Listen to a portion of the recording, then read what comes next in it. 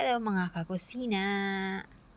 Flex ko lang ang aking ginawa sa aking kangkong. Yan ang aking lunch today. And since umay na ako sa manok, I went to Lulu to check some vegetables. So yun, nakita ko nga may kangkong sila na naman tinda. Actually, hindi siya araw-araw may tinda. Minsan-minsan lang. Sa Luyot, Pechay, mga ganon. Sa Lulu, makikita nyo yan. 1 dirham lang per tali. So, yun. Yan na yung kangkong ko. 3 tali yan, pero nung hinugasan ko, konti na lang yun natira. Ano ba yun? So, yun. Since mahilig ako sa mga pagkain na nilalagyan ng butter and garlic, naisipan kong why not itry sa kangkong. So, ganun lang kasimple. Lang ako ng butter, nag-caramelize ng butter, saka nilagyan ko ng minced garlic. Tapos nilagay ko na yung kangkong. In the end, lalagyan ko siya ng spring onion. Favorite ko din kasi yun. Spring onion, mga ganon.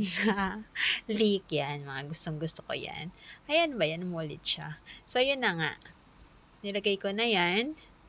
Gisa lang siya ng konti. Tapos, nalagyan lang natin siya ng little soy sauce din. Para hindi masyadong maalat, konti lang talaga ilagay. And then, saute lang natin siya. Presto, may ulam ka na. Yun. Yung 3 tali ko naluto siya. Ganito lang siya kakonti. Promise. Muntik nang kumasya sa akin. Hindi umabot ng tiyan ko. Yan na yung sinasabi ko na little soy sauce. Konti lang para lang magkaroon lang siya ng ibang lasa ng aside from salt. Masarap siya. Masarap na combination yan. Kangkong, spring onion, garlic, and soy sauce. Plus butter. Ganun lang kasimple, ilang minuto lang may ulam ka na. Pero medyo damihan nyo yung kangkong kasi ang konti niya talaga. Or maybe kasi inalis ko yung ibang dahon na medyo old na. Ang kinuha ko lang yung young leaves talaga. And then yung mga stem itinapon ko na. Parang ang tigas kasi niya. So yun lang. Tapos ang pair nito is white rice. Ikain na natin yan. Tsura pa lang, masarap na. So, yun lang guys. Thank you so much.